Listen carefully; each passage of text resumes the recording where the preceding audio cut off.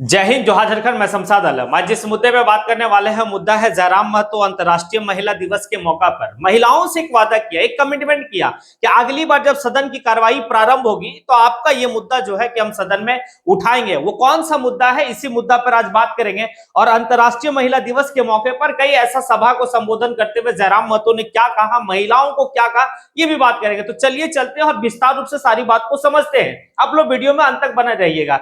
देखिए, सदन की कार्रवाई जो है कि बजट सत्र भी चल रहा झारखंड में, तो सदन की कार्रवाई शुक्रवार तक चला। अब जयराम महतो कहना कि हमें मालूम नहीं था कि शुक्रवार के बाद जो है कि सदन की कार्रवाई स्थगित कर दी जाएगी और फिर नेक्स्ट आने की कार्रवाई का डेट दिया जाएगा।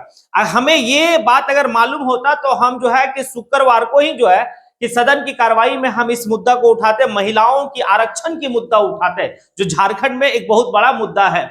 हमें यह मालूम था कि शनिवार की सदन की कार्रवाई होगी। इसी दिन जो है कि अंतर्राष्ट्रीय महिला दिवस भी है। उस दिन मैं झारखंड की महिलाओं के लिए मुद्दा उठाऊंगा कि झारखंड के सरकारी नौकरी में महिलाओं को 33% आरक्षण दिया जाए। ये बात मेरे डायरी में नोट है। मैं आप लोगों से वादा कर रहा हूं कि आने वाले जो अगला जो सदन की कार्रवाई होगी उसमें मैं मुद्दा जरूर उठाऊंगा। ये तो जयराम महतो और काफी जो है कि बेहतर मुद्दा है। महिलाओं को अगर झारखंड की नौकरियों में अगर 33% आरक्षण दे दिया जाए तो काफी बेहतर जो है कि यहाँ की महिलाएं बेहतर हो सकती है। दूसरा जो है कि अब यहाँ पर ये समझेंगे, सदन की कार्रवाई खत्म हुई, उसके बाद जयराम महतो मंच से जो है कई ऐसे सभा को संबोधन किए।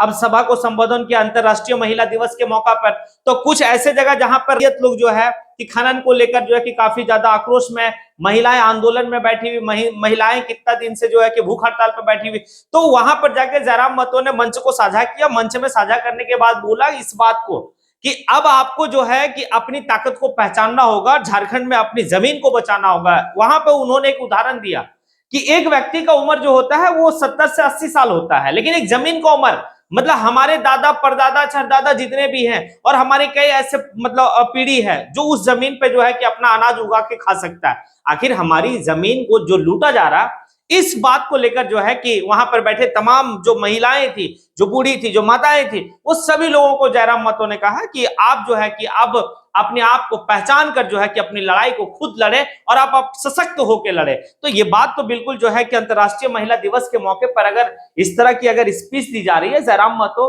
तो काफी जो है कि बेहतर तरीके से उन्होंने जो है बात को रखा और भी बहुत सारी बात को रखे। उसके बाद जो है कि यहाँ पर यह देखा गया कि जयराम महतो जो है कि सदन में जिस तरह से अपने बात को रख रहे हैं, अब सदन के बाद जब वो जो है कि सभा को संबोधन कर रहे हैं तो पहले की अपेक्षा काफी बेहतर जो है कि जयराम महतो का सूझबूझ से बात रख रहे हैं। वही एग्रेशन, वही मूड और वही जो है कि उनकी बात रखने का शैली जो काफी ज्यादा लोगों को जो है कि बेहतर लग रहा है। अब है यहाँ पर देखते हैं कि जयराम महतो और क्या क्या कहे हैं। अब आप लोग जो है कि कमेंट बॉक्स में आके कमेंट करें कि क्या जयराम महतो अगला जब सदन की कार्रवाई होगा तो महिलाओं का जो 33% आरक्षण जो अपने डायरी में नोट करके रखें उस मुद्दा को उठाते हैं तो कितना जो है कि असर सरकार पे होगा।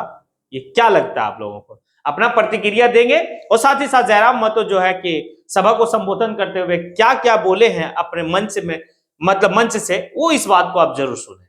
इसलिए आज अंतर्राष्ट्रीय महिला दिवस लगाई, विशेषकर माँ मौसी दीदी सबके बोल अब तोहनी के मोर्चा संभाले को। आज से 30-40 साल पहले काका सब, दादा सब, जेठा सब मोर्चा संभाल ले हलो, चाहे जयवीर महतो रहे, मायाराम महतो रहे, शनिचर महतो रहे, केवल महतो रहे, साईनाथ महतो रहे, टिकलाल महतो रहे, चाहे कोई रहे। आज से 30-40 साल पहले मरद बेटा सब मोर्चा संभाल लो। अब मारे मौसी के मोर्चा संभाले के टाइम लगो तो हम लोग का कसम लिए जरूरत हो की बताए, ज्यादा से ज्यादा की बताए, जान जीते ना तो हम तो बार बार बोल रही हो, जान जाए तो जाए परवाह ना आए, लेकिन जमीन गलत तरीके से ना जाना चाहिए।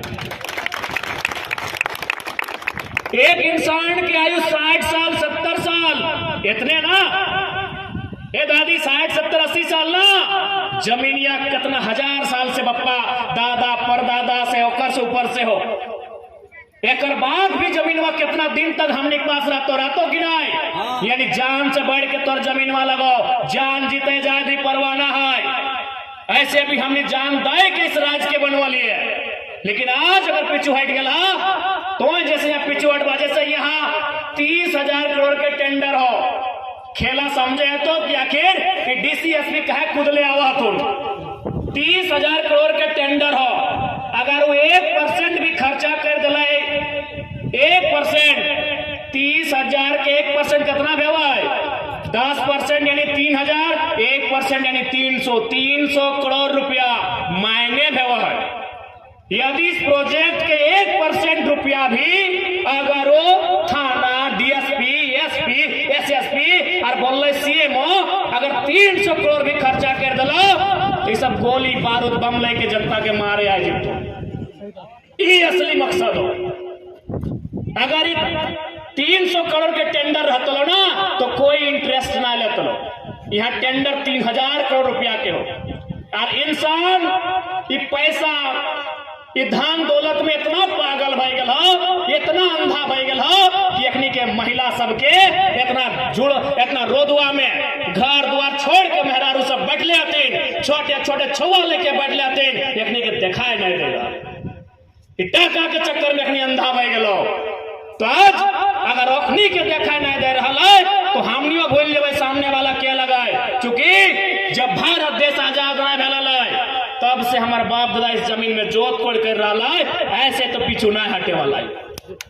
हाँ, हमने को उठाए के देख ले माए मौसी सब। आज भी हमने के बाप दादा बोल रहे कि जब ओखरी के मार हलतीन, अरे मुड़िया हथवा काट के अलग भेज है, फिर भी शरीर में जान रहा है। अभी तो जिंदा ही है, हाथ पांव सलामत है, हमार हौसला सलामत है। इसलिए इस लड़ाई के ऐसे बीच मंधार में छोड़े वाला नहीं है। आज साथ ही साथ हम कंपनी प्रबंधन को भी कहेंगे कि जब तक विस्थापन की प्रक्रिया को पूरा नहीं किया जाएगा उससे पहले यहाँ आपका किसी प्रकार का कार्य ना हो। हम जिला प्रशासन को भी कहेंगे मीडिया बंधुओं के माध्यम से, लोकतंत्र के चौथे स्तंभ के माध्यम से हम मीडिया से भी कहेंगे, जब तक विस्थापन की प्रक्रिया पूरी ना हो, विस्थापन की प्रक्रिया मतलब जिनकी जमीनें जाएंगी उनको पुनर्वास मिलना चाहिए, उनको नियोजन मिलना चाहिए, उनको मुआवजा मिलना चाहिए, उसके बाद ही यहाँ खनन का कार्य किया जाएगा। ये हम जिला प्रशासन के कहेंगे। यार एक बात तो नहीं स्पष्ट जान ले, चूंकि अभी सत्र चल रहा है, एक बार उठवा लिए, अगर ना बताए तो होली के बाद फिर से हमने के सत्र 10-12 दिन चलता है, हम फिर से इस मामला के सदन में उठे भाई। जब तक फोड़बे नहीं तब तक छोड़बे नहीं, फिर उठे भाई। दिक्कत इटा है ना, हम भाई जाए अकेला विधायक, अब समयो हमें बहुत कम मिला है, थोड़ी देखबे कर रहा जरम बाबू टाइम हो गया, देखबे करे था। हाँ, चश्मा पिन्हल स्पीकर लगता। हाँ जरम बाबू, थोड़ा सा समय का पाबंदी है, जब भी हम खड़ा हुए तो चूंकि अकेला विधायक भेजा है और कोई बात ना है। अगर हम शून्य काल में प्रयास करबे कि इस बार शून्य काल में एक डालबे, अगर शून्य काल में मौका नहीं मिले तो सूचना में डालबे, अगर बहस के मौका मिले तो बहस में। चूंकि सत्र जब भी चला है तो में 3-4 प्रकार के स्टेप व्यवहार, जैसे 11 बजे विधानसभा शुरू व्यवहार, तो सबसे पहले अल्प सूचित प्रश्न व्यवहार, यानी कोई अपन क्षेत्र के सवाल कर रहा है और मंत्री होकर जवाब दे। जैसे हम वकील वाला सवाल कर लिए, मंत्री जवाब दिले, जैसे हम बिजली वाला सवाल कर लिए, मंत्री होकर जवाब दिले। और बाद तारांकित प्रश्न व्यवहार, और बाद शून्य काल आवा है। शून्य काल में कोई मांग के उठवल जाए, कोई मुद्दा क्षेत्र के समस्या लगे राखल जाए। और शून्य काल के भी नियम हो कि 25 को विधायक के मौका मिलतो, और में रात 12 बजे जाके अपने के हाजिरी बना व्यवहार। हम तो सही दिन के लिए हमारा 28 नंबर मिल गए तो बड़ी हमारा कांदे मन भेल कि भाई अब हम जनता के समस्या के एक दिन नहीं रखे पारबे, क्योंकि हमने रांची मौज मस्ती करे थोड़ी के लिए, जनता के समस्या के राखे के लिए। एक दिन हमारा नंबर 28 भेल, हमारा बड़ा दुख लगल कि काल बिहान हम समस्या के ना रखे पारबे। तो शून्य काल में 25 को विधायक के मौका मिला है, और बाद आवा है एगो सेशन चला है जकर में जैसे कृषि विभाग, तो कृषि विभाग के बजट में चर्चा हुआ है। और बाद जैसे बिजली विभाग, तो बिजली विभाग के बजट में चर्चा हुआ है। शिक्षा विभाग तो में चर्चा हुआ है। तो खैर जब भी मौका मिलता है, ना तो सूचना के माध्यम से बीच सदन चलते हुए हम अध्यक्ष महोदय के फिर इस बात से अवगत करे भाई कि अभी भी हमारी माएँ, हमारी बहनें धरना में बैठी हैं और जैसे जैसे समय बीत रहा है गर्मी और तापमान भी बढ़ रहा है। जैसे जैसे समय बढ़ रहा है गर्मी और तापमान बढ़ रहा है, इसलिए इस समस्या का समाधान जल्दी किया जाए। हम फिर से इस मामला को उठेबे और ना तब तक धरना चले जब तक एक समाधान न हो।